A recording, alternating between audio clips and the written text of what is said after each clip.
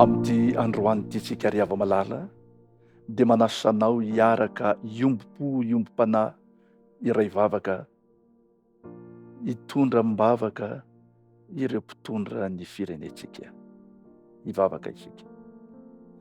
Ray masino tsy mitsahatra ny misaotra anao zahay satria lehibe sy mahagaga ary matalanjona loatra ny fitantananao ny fiainanay, ary mbola isaoranay ianao ny azahoanay tombontsoa manonona vavaka eo anatrehanao.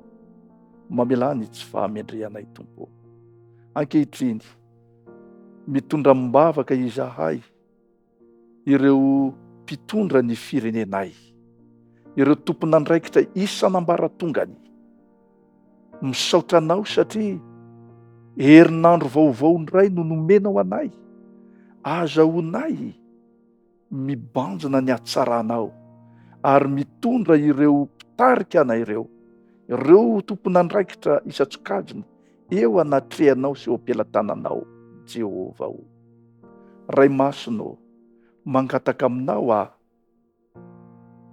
omeo ny fahendrena avy any ambony ireo mpitondra anay, omeo ny fahalalana tsara avy aminao ireo mpitondra anay, manomboka any amin'ny filoham-pirenena izany, ny tompon'andraikitra isan'ambaratongany, eny hatrany amin'ny fokotany mihitsy aza.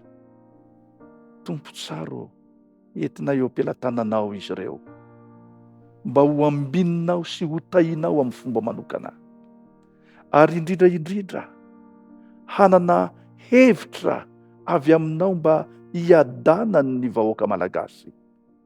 Mitalao aminao zahay ny ananan'izy ireo fahendrena hitady ny tavanao isan'andro, ka ho filoha sy ho tompon'andraikitra hatahotra anao anie, ary anao ny sitraponao mandrakariva izy ireo.